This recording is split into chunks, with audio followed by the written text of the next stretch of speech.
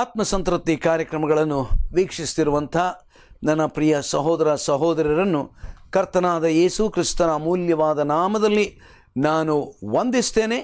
ಮಾತ್ರವಲ್ಲದೆ ಈ ಕಾರ್ಯಕ್ರಮಗಳಿಗೆ ಪ್ರೀತಿಪೂರ್ವಕವಾಗಿ ನಿಮ್ಮನ್ನು ಆಹ್ವಾನಿಸುತ್ತೇನೆ. ನಾವು ಇನ್ನೊಂದಾವರ್ತಿ ನಾವು ಎಫೆಸದವರಿಗೆ ಬರೆದಂಥ ಪತ್ರ 1ನೇ ಅಧ್ಯಾಯ, ನಾವಲ್ಲಿ ಬರೆದಂಥ 3-4ನೇ ವಚನಗಳನ್ನು ಗಮನದಲ್ಲಿಟ್ಟುಕೊಳ್ಳೋಣ.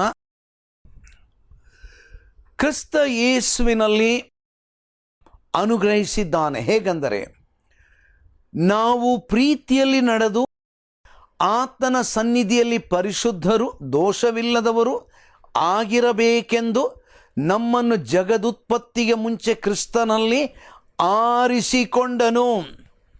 ನೋಡ್ರಿ, ನಾವು ಇನ್ನೊಂದು ಆವರ್ತಿ ಕರ್ತನಾದ ಯೇಸು ಕ್ರಿಸ್ತನ ಮೂಲಕವಾಗಿ ನಾವು ಆತನಲ್ಲಿ ಆರಿಸಲ್ಪಟ್ಟವರು ಎಂಬಂಥ ಸತ್ಯವನ್ನು ಅಧ್ಯಯನ ಮಾಡುತ್ತಾ ಇದ್ದೇವೆ. ನಾವು, as I told you, it's a very a long subject. I am trying to confine it to a very short explanation. ಬಹಳ ಉದ್ದವಾದಂಥ ಅಧ್ಯಯನ ಇದು. The election, God's election. ಆದರೆ ದೇವರ ವಾಕ್ಯದ ಕೆಲವಾರು ಸತ್ಯಗಳನ್ನು ನಾವು ಪ್ರಾರ್ಥನಾ ಪೂರ್ವಕವಾಗಿ ನಾವು ಆಲೋಚನೆ ಮಾಡೋಣ. ಈ ದಿವಸದಲ್ಲಿ ಇನ್ನೊಂದು ವಾಕ್ಯ ಭಾಗ, ಒಂದೆರಡು ವಾಕ್ಯ ಭಾಗ ನಿಮ್ಮ ಗಮನಕ್ಕೆ ನಾನು ತರ್ತೇನೆ. ಮೊದಲನೇದಾಗಿ ಥೆಸಲೋನಿಕದವರಿಗೆ ಬರೆದಂಥ 2ನೇ ಪತ್ರಕ್ಕೆ ಬರೋಣ. ಥೆಸಲೋನಿಕದವರಿಗೆ ಬರೆದಂಥ 2ನೇ ಪತ್ರ, ಅಲ್ಲಿ 2ನೇ ಅಧ್ಯಾಯ 13ನೇ ವಚನ. ಥೆಸಲೋನಿಕದವರಿಗೆ ಬರೆದಂಥ 2ನೇ ಪತ್ರ 2ನೇ ಅಧ್ಯಾಯ 13ನೇ ವಚನ. ನಾವಲ್ಲಿ ಏನು ನೋಡ್ತಾ ಇದ್ದೇವೆ? ನಾವು let us read that in English language first, and then maybe will go to Kannada language also. ಅಥವಾ ಕನ್ನಡದಲ್ಲಿ ನಾವು ಮೊದಲನೇದಾಗಿ ಓದಿಕೊಳ್ಳೋಣ. ಕರ್ತನಿಗೆ ಪ್ರಿಯರಾಗಿರುವ ಸಹೋದರರೇ, ನೀವು ಪವಿತ್ರಾತ್ಮನಿಂದ ಶುದ್ಧೀಕರಿಸಲ್ಪಟ್ಟವರಾಗಿ ಸತ್ಯದ ಮೇಲೆ ನಂಬಿಕೆಯನ್ನಿಟ್ಟು ರಕ್ಷಣೆಯನ್ನು ಪಡೆಯುವುದಕ್ಕಾಗಿ ದೇವರು ನಿಮ್ಮನ್ನು ಆದಿಯಿಂದ ಆರಿಸಿಕೊಂಡದ್ದರಿಂದ ನಾವು ನಿಮ್ಮ ವಿಷಯದಲ್ಲಿ ಯಾವಾಗಲೂ ದೇವರಿಗೆ ಕೃತಜ್ಞತಾ ಸ್ತುತಿಯನ್ನು ಮಾಡುವುದಕ್ಕೆ ಬದ್ಧರಾಗಿದ್ದೇವೆ. Let us see what the English Bible says. 2 Thessalonians chapter 2 and verse 13. But we are bound to give thanks to God always for you, brethren, beloved by the Lord, because God from the beginning chose you for salvation through sanctification by the Spirit and belief in the truth, to which He called you by our gospel for the obtaining of the glory of our Lord Jesus Christ. It's a very beautiful thought. ಅರ್ಥನಾದಂಥ ಭಕ್ತನಾದಂಥ ಪೌಲನು ಈ 2ನೇ ಅಧ್ಯಾಯ 13 ಮತ್ತು 14ನೇ ವಚನದಲ್ಲಿ ಆತನು ನಮ್ಮ ರಕ್ಷಣೆಯ ಕುರಿತಾದಂಥ ಒಂದು ಸತ್ಯವನ್ನು ನಮ್ಮ ಗಮನಕ್ಕೆ ಆತನು ತರ್ತಾ ಇದ್ದಾನೆ. ನಾವು look at that very carefully ನಾವು. But we are bound to give thanks. ಕರ್ತನಿಗೆ ಪ್ರಿಯರಾಗಿರುವ ಸಹೋದರರೇ, ನಾವು ನಿಮ್ಮ ವಿಷಯದಲ್ಲಿ ಯಾವಾಗಲೂ ದೇವರಿಗೆ ಕೃತಜ್ಞತಾ ಸ್ತುತಿ ಮಾಡುವುದಕ್ಕೆ ಬದ್ಧರಾಗಿದ್ದೇವೆ. ಥೆಸಲೋನಿಕದಲ್ಲಿರುವ ವಿಶ್ವಾಸಿಗಳನ್ನು ಉದ್ದೇಶಿಸಿ ಪೌಲನು ಹೇಳ್ತಾನೆ, ನಾವು ನಿಮಗಾಗಿ ದೇವರಿಗೆ ಕೃತಜ್ಞತಾ ಸ್ತುತಿಯನ್ನು ಸಲ್ಲಿಸುವುದಕ್ಕೆ ವಿ ಆರ್ ಬೌಂಡ್. ನಾವು ಬದ್ಧರು. We are bound to give thanks. ಆನಂತರ ನೋಡ್ರಿ, ಮುಂದಕ್ಕೆ ನೋಡ್ರಿ. Brother, beloved by the Lord, because God from the beginning chose you for salvation through sanctification by the Spirit and belief in the truth. ಯಾಕೆ ನಾವು ಬದ್ಧರಾಗಿದ್ದೇವೆ? ಕರ್ತನಿಗೆ ಪ್ರಿಯರಾಗಿರುವ ಸಹೋದರರೇ, ನೋಡ್ರಿ ಪೌಲನು ಹೇಳುವಂತಹದ್ದು, ನೀವು ಪವಿತ್ರಾತ್ಮನಿಂದ ಶುದ್ಧೀಕರಿಸಲ್ಪಟ್ಟವರಾಗಿ. ನೋಡ್ರಿ, ರಕ್ಷಣೆ ಎಂಬುದಾಗಿ ಹೇಳಿದರೆ ಕೇವಲ ನಂಬಿದ್ದೇನೆ ಅಂತಲೇ ಹೇಳಿದರೆ ಪ್ರಯೋಜನ ಇಲ್ಲ. Now Paul is explaining a very beautiful part of it. ಕರ್ತನಿಗೆ ಪ್ರಿಯರಾಗಿರುವ ಸಹೋದರರೇ, ನೀವು ಪವಿತ್ರಾತ್ಮನಿಂದ ಶುದ್ಧೀಕರಿಸಲ್ಪಟ್ಟವರು, ರಕ್ಷಣೆ ಹೊಂದಿದವರು ಎಂಬುದಾಗಿ ಹೇಳಿದರೆ ಯಾರೋ ಪವಿತ್ರಾತ್ಮನಿಂದ ಶುದ್ಧೀಕರಿಸಲ್ಪಟ್ಟವರು, ಪವಿತ್ರಾತ್ಮನಿಂದ ಶುದ್ಧೀಕರಿಸಲ್ಪಟ್ಟವರು. ನನ್ನ ಪ್ರಿಯರೇ, ನಮ್ಮ ಜೀವನದಲ್ಲಿ ನಾವಿದನ್ನು ತಿಳ್ಕೊಳ್ಳಬೇಕಾದಂಥದ್ದು ಬಹಳ ಪ್ರಾಮುಖ್ಯವಾಗಿದೆ. he is talking about that salvation. ಆ ರಕ್ಷಣೆ ಕುರಿತು ಹೇಳ್ತಾ ಇದ್ದಾನೆ. ರಕ್ಷಣೆ ಅಂತ ಹೇಳಿದ್ರೆ ಏನು? ನಂಬಿದ್ದೇನೆ ಅಂತೇಳಿ ಹೇಳಿದರೆ ಸಾಲದು. ಈ ಲೋಕದಲ್ಲಿ ಅನೇಕರು ನಂಬ್ತಾರ್ರಿ, ಯೇಸು ಒಳ್ಳೆಯವನು, ಮಹತ್ಕಾರ್ಯಗಳನ್ನು ಮಾಡಿದ, ಯೇಸು ಕ್ರಿಸ್ತನು ಕುಷ್ಠರೋಗಿಗಳಿಗೆ ವಾಸಿ ಮಾಡಿದ, ಯೇಸು ಕ್ರಿಸ್ತನು ಮಹಾನುಭಾವನು, ಯೇಸು ಕ್ರಿಸ್ತನು ಆತನು ಮಹಾಶ್ರೇಷ್ಠ ಪುರುಷನು, ಒಳ್ಳೆಯ ಬೋಧಕನು. ಹೌದಪ್ಪ, ಹೌದು, ನಾನು ನಂಬ್ತೇನೆ ಯೇಸುವನ್ನು ನಂಬ್ತೇನೆ. But that faith is not salvation itself. No, ಆ ನಂಬಿಕೆ ಅದು ರಕ್ಷಣೆಯ ನಂಬಿಕೆ ಅಲ್ಲ.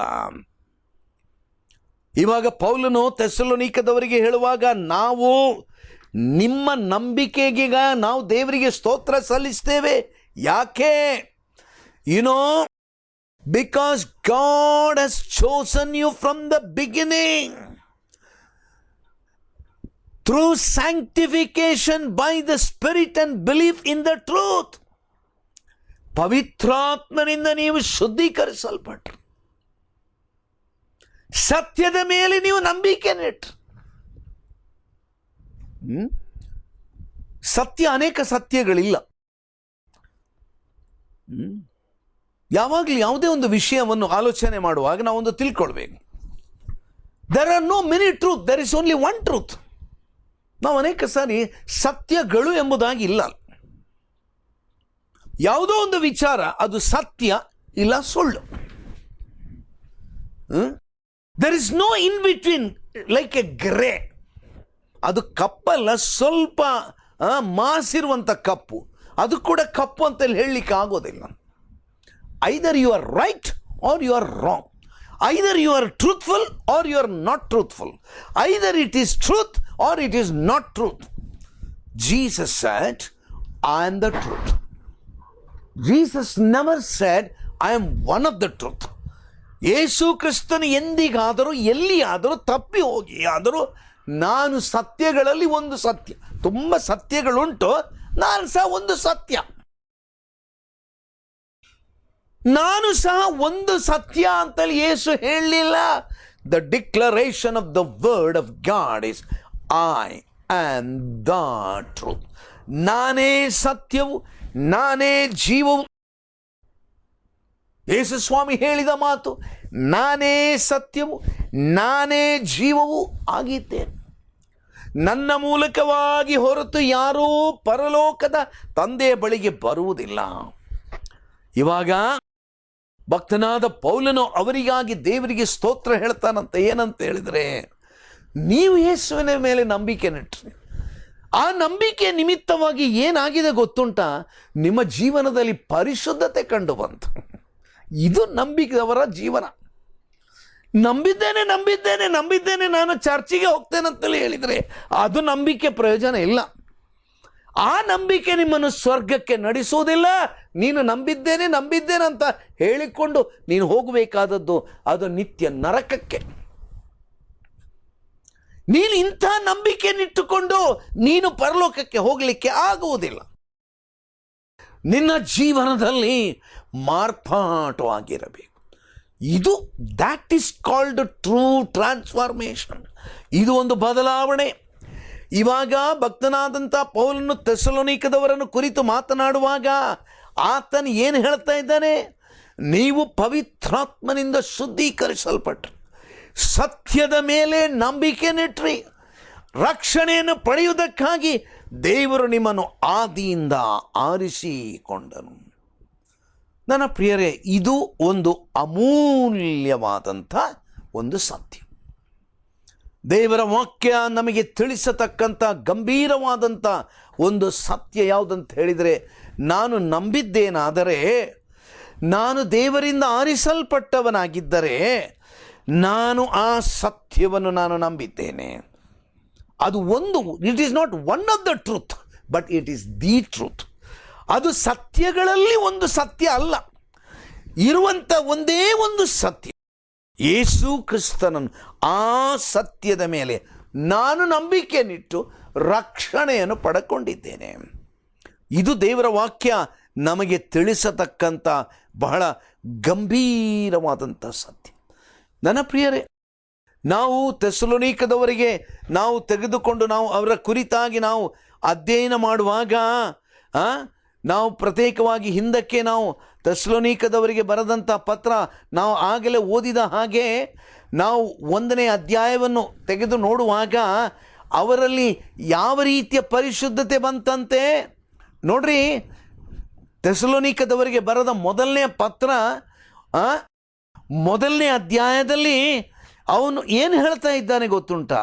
9ನೇ ವಚನ, ನಾವು ನಿಮ್ಮಲ್ಲಿಗೆ ಬಂದಾಗ ನೀವು ಎಂಥ ಮನಸ್ಸಿನಿಂದ ನಮ್ಮ ಬೋಧನೆಯನ್ನು ಕೇಳಿದಿರೋ ಅದನ್ನು ಕುರಿತು ಅಲ್ಲಿಯ ಜನರು ತಾವೇ ಹೇಳುತ್ತಾರೆ. ಅದು ಮಾತ್ರವಲ್ಲದೆ ನೀವು ವಿಗ್ರಹಗಳನ್ನು ಬಿಟ್ಟು ದೇವರ ಕಡೆಗೆ ತಿರುಗಿಕೊಂಡು ಜೀವವುಳ್ಳ ಸತ್ಯ ದೇವರನ್ನು ಸೇವಿಸುವವರಾದಿರೆಂತಲೂ ಆತನು ಸತ್ತವರೊಳಗಿಂದ ಎಬ್ಬಿಸಿದಂಥ ಆಕಾಶದೊಳಗಿಂದ ಬರುವಂಥ ಆತನ ಕುಮಾರನನ್ನು ಎದುರು ನೋಡುವವರಾದಿರಂತಲೂ ತಿಳಿಸುತ್ತಾರೆ. ಈ ಯೇಸು ಮುಂದೆ ಬರುವ ದೈವಕೋಪದಿಂದ ನಮ್ಮನ್ನು ತಪ್ಪಿಸುವವನು. ನನ್ನ ಪ್ರಿಯರೇ, ಇಂಥ ಒಂದು ಸಾಕ್ಷಿ ನಿನ್ನ ಮತ್ತು ನನ್ನ ಜೀವನದಲ್ಲಿರಬೇಕು. ಅಂದರೆ ನೀನು ಯೇಸುವನ್ನು ನಂಬಿದ್ದು ಯಾವಾಗ? ಒಂದು ವೇಳೆ ನಂಬಿದ್ದೇನೆಂಬುದಾಗಿ ಹೇಳುವುದಾದರೆ, ನನ್ನ ಪ್ರಿಯರೇ, ಭಾಳ ದುಃಖ ಆಗ್ತದೆ. ಇನ್ನೊಂದು ಸಾರಿ ಕೆಲವು ವಿಷಯ ಹೇಳ್ತೇನೆ. ನೀವು ಯೇಸುವನ್ನು ನಂಬಿದ್ದೀರಾ? ಹೌದಂತ ಹೇಳ್ತಾರೆ ಕೆಲವರು. ಯಾವಾಗ ನೀವು ನಂಬಿದ್ದು? ನಾನು ಹುಟ್ಟಿನಿಂದಲೇ ಆ ನಂಬಿಕೆಯಲ್ಲಿ ಬಂದಿದ್ದೇನೆ. ನನ್ನ ಪ್ರಿಯರೇ, ಯಾವ ಒಬ್ಬ ಮನುಷ್ಯನು ಹುಟ್ಟಿನಿಂದ ವೈದ್ಯನಾಗಲಿಕ್ಕೆ ಆಗುವುದಿಲ್ಲ. ಯಾವ ಒಬ್ಬ ಮನುಷ್ಯನು ಹುಟ್ಟಿನಿಂದ ಇಂಥ ಕೆಲಸಗಳನ್ನು ನಾನು ಮಾಡಿದ್ದೇನೆ ಅಂತ ಹೇಳಲಿಕ್ಕೆ ಆಗುವುದಿಲ್ಲ. ಅದಕ್ಕೋಸ್ಕರವಾಗಿ ನಾವು ಇಂಥ ಒಂದು ಕ್ರೈಸ್ತತ್ವದ ಕುರಿತಾಗಿ ಇನ್ನೊಂದು ಹೆಸರು ಹೇಳಲ್ಪಟ್ಟಿಯದು. ಏನಂತ ಹೇಳಿದರೆ, ನಾಮಧೇಯ ಕ್ರೈಸ್ತತ್ವ, ಎರಡನೇದು ಹುಟ್ಟು ಕ್ರೈಸ್ತತ್ವ. ನನ್ನ ಪ್ರಿಯರೇ, ಅಂದರೆ ಚಿಕ್ಕಂದಿನಿಂದಲಿರುವಾಗಲೇ ನಾನು ಯೇಸುವನ್ನು ನಂಬಿದ್ದೇನೆ ಎಂಬುದಾಗಿ ಒಂದು ರೀತಿಯ ಆದಂಥ ಭಾವನೆ. ನಾನು ಯೇಸುವನ್ನು ನಂಬಿದ್ದೇನೆ, ನಾನು ಬೇರೆ ಯಾರನ್ನು ನಂಬುವುದಿಲ್ವಲ್ಲ, ನಾನು ಯೇಸುವನ್ನು ನಂಬಿದ್ದೇನೆ. ನನ್ನ ಪ್ರಿಯರೇ, ಹುಟ್ಟಿನ ಕ್ರೈಸ್ತತ್ವ ಭಕ್ತನಾದ ಪೌಲನು ಎಲ್ಲಿಯೂ ಮಾತನಾಡ್ತಾ ಇಲ್ಲ. ನಾವು ಹುಟ್ಟಿನಿಂದ ಯೇಸುವನ್ನು ನಂಬಲಿಕ್ಕೆ ಆಗೋದಿಲ್ಲ. ದೇವರ ವಾಕ್ಯ ಹೇಳ್ತಾ, ಒಬ್ಬ ಮನುಷ್ಯನು ಹುಟ್ಟಿನಿಂದ ಪಾಪಿಯಾಗಿದ್ದಾನೆ. ದೇವರ ವಾಕ್ಯ ನಮಗೆ ಬಹಳ ಸ್ಪಷ್ಟವಾಗಿ ಹೇಳುವಂಥದ್ದು, A man is born in sin and is Sinner. ಒಬ್ಬ ಮನುಷ್ಯನು ಆತನು ಪಾಪದಲ್ಲಿ ಜನಿಸಿದವನು, ಆತನು ಪಾಪಿಯಾಗಿದ್ದಾನೆ. ಹುಟ್ಟಿನಿಂದಲೇ ಅವನು ಪಾಪಿಯಾಗಿದ್ದಾನೆ. ಹುಟ್ಟಿನಿಂದ ಕ್ರೈಸ್ತನಾಗಲಿಕ್ಕೆ ಆಗುವುದಿಲ್ಲ. ಕ್ರೈಸ್ತ ಕುಟುಂಬದಲ್ಲಿ ಹುಟ್ಟಿದ ತಕ್ಷಣ ನಾನು ಕ್ರೈಸ್ತ ನಂಬಿಕೆಯಲ್ಲಿಗೆ ಬರಲಿಕ್ಕೆ ಆಗುವುದಿಲ್ಲ. ಅಂದರೆ ನಂಬಿದ್ದೇನಂತ ಬಾಯಲ್ಲಿ ನಾನು ಹೇಳ್ತೇನೆ. ಒಂದು ವೇಳೆ ಯಾವುದೋ ಒಂದು ದೇವಾಲಯದಲ್ಲಿ ನಾನೊಂದು ಸದಸ್ಯನಾಗಿರ್ತೇನೆ, ನಂಬುತ್ತೇನೆ ಎಂಬುದಾಗಿ ಹೇಳ್ತೇನೆ. ಆ ಯೇಸುವಿನ ಮೇಲೆ ಇರತಕ್ಕಂಥ ನಂಬಿಕೆ ನಾನು ಬಾಯಿ ತೆರೆದು ಹೇಳ್ತೇನೆ. ಆದರೆ ಅಂಥವರ ಜೀವನದಲ್ಲಿ ಪರಿವರ್ತನೆ ಇಲ್ಲ. ಅಂಥವರ ಜೀವನದಲ್ಲಿ ಯಾವ ರೀತಿಯ ಪರಿವರ್ತನೆ ಇಲ್ಲ. ಬೇರೆಯವರು ಯಾವ ರೀತಿಯಲ್ಲಿ ಪಾಪದಲ್ಲಿ ಲೋಕದಲ್ಲಿ ಜೀವಿಸ್ತಾರ ಹಾಗೇ ಜೀವಿಸ್ತಾರೆ. ಅವರಿಗೆ ಅದರ ಕುರಿತು ಯಾವ ಹೇಸಿಗೆ ಇಲ್ಲ, ಅವರಿಗೆ ಅದರ ಕುರಿತು ಯಾವ ಪಶ್ಚಾತ್ತಾಪವಿಲ್ಲ, ಅವರಿಗೆ ಅದರ ಕುರಿತು ಯಾವ ದುಃಖವಿಲ್ಲ. ಅವರು ನೆನೆಸುವುದು ನಾವು ನಂಬಿದ್ದೇವೆ. ನಾನು ನಂಬಿದ್ದೇನೆ, ನಾನು ಸತ್ತರೆ ಸ್ವರ್ಗಕ್ಕೆ ಹೋಗ್ತೇನೆ. ಸ್ವರ್ಗಕ್ಕೆ ಹೋಗುವುದಲ್ಲ, ನೀನು ಯೇಸುವನ್ನು ನಂಬಿದ್ದೇನೆ ಅಂತ ಹೇಳಿಕೊಂಡು ನೀನು ನರಕಕ್ಕೆ ನೀವು. ಆದರೆ ನಿಜ ನಂಬಿಕೆ ಉಳ್ಳಂಥ ವ್ಯಕ್ತಿ ಅವನ ಜೀವನದಲ್ಲಿ ಪರಿವರ್ತನೆ ಆಗಿರಬೇಕು. ಅದನ್ನೇ ದಾಸನಾದಂಥ ಪೌಲನು ಥೆಸಲೋನಿಕದವರಿಗೆ ಬರೆದ ಪತ್ರ 2ನೇ ಅಧ್ಯಾಯ 13ನೇ ವಚನದಲ್ಲಿ ಒತ್ತಾಯವಾಗಿ ಹೇಳಿದಂಥ ಒಂದು ಮಾತು, ನೀವು ಪವಿತ್ರಾತ್ಮನಿಂದ ಶುದ್ಧೀಕರಿಸಲ್ಪಟ್ಟವರು. ನೀವು ಪವಿತ್ರಾತ್ಮನಿಂದ ಶುದ್ಧೀಕರಿಸಲ್ಪಟ್ಟವರು ಅಂದರೆ ಪಾಪದಲ್ಲಿ ಜನಿಸಿದವರು, ಆದರೆ ಪವಿತ್ರಾತ್ಮನಿಂದ ಶುದ್ಧೀಕರಿಸಲ್ಪಟ್ಟವರು. ನನ್ನ ಪ್ರಿಯರೇ, ಈ ಒಂದು ಅನುಭವ ನಮಗೆ ಆಗಬೇಕಲ್ವಾ? ಆಮೇಲೆ ನೋಡಿ 14ನೇ ವಚನದಲ್ಲಿ ಬರುವಾಗ ಇಷ್ಟೆಲ್ಲ ವಿವರಣೆ ಮಾಡಿದಂಥ ಭಕ್ತನಾದ ಪೌಲನು ಏನು ಹೇಳ್ತಾ ಇದ್ದಾನಂತ ಗಮನಿಸಿರಿ. 14ನೇ ವಚನ ಪ್ರಾರಂಭದಲ್ಲಿ ಆತನು ಹೇಳುವಂಥದ್ದು ಏನಂತ ಹೇಳಿದ್ರೆ, ನೀವು ಹೀಗೆ ರಕ್ಷಿಸಲ್ಪಟ್ಟು. ಹೇಗೆ? ಹುಟ್ಟಿನಿಂದ ರಕ್ಷಿಸಲ್ಪಟ್ಟು ಅಂತೇಳಿ ಬೈಬಲಲ್ಲಿ ಬರ್ತಿಲ್ಲ. ಹುಟ್ಟಿದ ದಿನದಿಂದ ರಕ್ಷಿಸಲ್ಪಟ್ಟವರು ಎಂಬಂಥ ಉಲ್ಲೇಖ ದೇವರ ವಾಕ್ಯದಲ್ಲಿ ಇಲ್ಲವೇ ಇಲ್ಲ. ಹೇಗೆ ರಕ್ಷಿಸಲ್ಪಟ್ಟು? ಹೀಗೆ ರಕ್ಷಿಸಲ್ಪಟ್ಟು. ನನ್ನ ಪ್ರಿಯರು, ಎಂಥ ಒಂದು ಅಮೂಲ್ಯವಾದಂಥ ಗಂಭೀರವಾದಂಥ ಒಂದು ಸತ್ಯ ಇದಾಗಿದೆ. ಎಂಥ ಒಂದು ಅಮೂಲ್ಯವಾದಂಥ ಸತ್ಯ. But we are bound to give thanks to God always for you, brethren, beloved, by the Lord, because God from the beginning chose you for salvation through sanctification, not through birth. Notary, I want you to understand what the Bible says. Paul never said that you are saved through your birth because of Christian parents. ಕ್ರೈಸ್ತ ತಂದೆ ತಾಯಿಗಳಿಂದ ನೀವು ಹುಟ್ಟಿದ್ದರಿಂದ ನಿಮಗೆ ರಕ್ಷಣೆ ಆಯಿತು, ನೀವೀಗ ನಂಬಿದ್ದೀರಿ. ಇಲ್ಲ. Because God from the beginning chose you for salvation. How God chose you? Not from your birth. Through sanctification by the Spirit and belief in the truth. ಆ ನಂಬಿಕೆಯ ಮೇಲೆ ಅವರು ಆ ಒಂದು ವಿಷಯದಲ್ಲಿ ನಂಬಿಕೆ ಅವರಿಗೆ ಬರಬೇಕು. ಕೆಲವರು ಹೇಳೋದುಂಟು, ಚಿಕ್ಕ ಮಗುವಿರುವಾಗಲೇ ಅವರ ಪರವಾಗಿ ತಂದೆ ತಾಯಿಗಳು ನಂಬಿಬಿಡ್ತಾರೆ ಅಂತೇಳಿ. ನನ್ನ ಪ್ರಿಯರೇ, ಚಿಕ್ಕ ಮಕ್ಕಳ ಪರವಾಗಿ ತಂದೆ ತಾಯಿಗಳು ನಂಬಲಿಕ್ಕೆ ಆಗೋದಿಲ್ಲ. ಅಥವಾ ಚಿಕ್ಕ ಮಕ್ಕಳು, ಒಂದು ಹುಟ್ಟಿದ ಮಗು ಯೇಸುವನ್ನು ನಂಬಿದಂತೆ ಹೇಳಿದರೆ ಅದಕ್ಕಿಂತ ದೊಡ್ಡ ಮೂರ್ಖತನದ ಸಂಗತಿ ಲೋಕದಲ್ಲಿ ಇಲ್ಲವೇ ಇಲ್ಲ. ಒಂದು ಚಿಕ್ಕ ಮಗು ನಂಬಲಿಕ್ಕೆ ಆಗೋದಿಲ್ಲ. ಆ ಮಗು ನಂಬಿಕೆಗೆ ಬರಬೇಕಾದ್ರೆ ಬುದ್ಧಿಯಿಂದ ಆ ಮಗು ಹೌದು ನಾನು ಪಾಪಿ ಅಂತ ತಿಳ್ಕೊಳ್ಬೇಕಾದ್ರೆ ಸಮಯ ಉಂಟು. ಆ ಮಗು ತನ್ನ ತಿಳುವಳಿಕೆಗೆ ಬರಬೇಕು. ವಾಕ್ಯ ಏನು ಹೇಳ್ತದೆ? ದೇವರು ನಮ್ಮನ್ನು ಅನಾದಿ ಕಾಲದಲ್ಲಿ ಯೇಸು ಕ್ರಿಸ್ತನಲ್ಲಿ ನಮ್ಮನ್ನು ಆತನು ಆದುಕೊಂಡನು. To which he called you by our gospel. ಹಾಗಾದರೆ ಆ ಕರೆಯುವಿಕೆ ನಿಮಗೆ ಗೊತ್ತಾದದ್ದು ಯಾವಾಗ? ನಾವು ಸುವಾರ್ತೆ ಸಾರಿದಾಗ, ನೀವು ಹುಟ್ಟಿದಾಗ ಅಲ್ಲ. ನಿಮ್ಮ ಅಪ್ಪ ಅಮ್ಮ ನಿಮ್ಮ ಪರವಾಗಿ ನಂಬಿದ್ದೇನೆ ಅಂತ ಸಾಕ್ಷಿ ಕೊಟ್ಟದ್ದರಿಂದ ಅಲ್ಲವೇ ಅಲ್ಲ, ಮಿಲಿಯನ್ ಟೈಮ್ಸ್ ನೋ. ನಿಮ್ಮ ಅಪ್ಪ ಅಮ್ಮ ನಿಮ್ಮ ಪರವಾಗಿ ಸಾಕ್ಷಿ ಕೊಡಲಿಕ್ಕೆ ಆಗೋದಿಲ್ಲ. ನೀವಾಗಿ ನಂಬಬೇಕು. ಆ ನಂಬಿಕೆ ನಿಮಗೆ ಬರಬೇಕಾದರೆ ನೀವು ಸುವಾರ್ತೆಯನ್ನು ಕೇಳಬೇಕು. ಯಾಕೆ ಯೇಸು ಸ್ವಾಮಿ ಹೇಳಿದ್ದು? ನೀವು ಲೋಕದ ಕಟ್ಟ ಕಡೆಗೆ ಹೋಗ್ರಿ, ಸುವಾರ್ತೆಯನ್ನು ಸಾರಿರಿ. ಸುವಾರ್ತೆಯನ್ನು ಸಾರುವಂಥದ್ದರ ಉದ್ದೇಶ ಏನು? ಯೇಸು ಕ್ರಿಸ್ತನು ಈ ಲೋಕವನ್ನು ಬಿಟ್ಟು ಹೋಗುವ ಮೊದಲು ಆತನು ಬಿಟ್ಟು ಹೋದಂಥ ಮಹತ್ತಾದ ಅಪ್ಪಣೆ, ನೀವು ಲೋಕದ ಕಟ್ಟ ಕಡೆಗೆ ಹೋಗ್ರಿ, ನನ್ನ ಸುವಾರ್ತೆಯನ್ನು ಸಾರ್ರಿ. ಚಿಕ್ಕ ಮಕ್ಕಳು ಅವರು ಚಿಕ್ಕಂದಿನಿಂದಲೇ ನಂಬಿದ್ದವರಾಗಿರ್ತಿದ್ರೆ ಸ್ವಾರ್ಥ ಸಾರುವಂಥ ಅವಶ್ಯಕತೆ ಇರಲಿಲ್ವಲ್ಲ. ತಂದೆ ತಾಯಿಗಳಿಗೆ ಹುಟ್ಟಿದ ಮಕ್ಕಳು ನಂಬಿಬಿಡ್ತಾರೆ, ಆಟೋಮ್ಯಾಟಿಕ್ ಅಲ್ಲ. Bible never teaches an automatic salvation. The Bible says they need to hear the word of God. The faith cometh by the hearing of the word. ನಂಬಿಕೆ ಬರುವುದು ವಾಕ್ಯವನ್ನು ಕೇಳುವುದರಿಂದ. ಆದ್ದರಿಂದಲೇ ಭಕ್ತನಾದ ಪೌಲನು ರೋಮಾಪುರದವರೆಗೆ ಬರೆಯುವಾಗ ಆತನು ಹೇಳುವಂತಹದ್ದು, ಒಬ್ಬ ಸಾರುವವನು ಇಲ್ಲದಿದ್ದರೆ ಅವನು ನಂಬುವುದು ಹೇಗೆ? ಹಾಗಾದರೆ ಸಾರುವವನನ್ನು ಕಳುಹಿಸದಿದ್ದರೆ ಅವನು ವಾಕ್ಯವನ್ನು ಕೇಳುವುದು ಹೇಗೆ?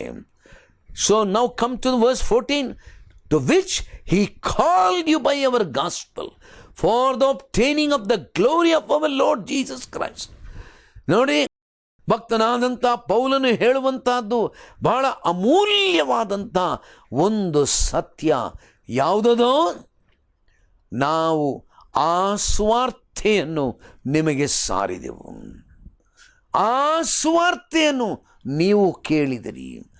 ಆ ಸ್ವಾರ್ಥೆಯನ್ನು ಕೇಳಿದಾಗ ನೀವು ಪವಿತ್ರಾತ್ಮನಿಂದ ಶುದ್ಧೀಕರಿಸಲ್ಪಟ್ರಿ, ಸತ್ಯದ ಮೇಲೆ ನಂಬಿಕೆ ನೆಟ್ರಿ, ರಕ್ಷಣೆಯನ್ನು ನೀವು ಪಡ್ಕೊಂಡ್ರಿ.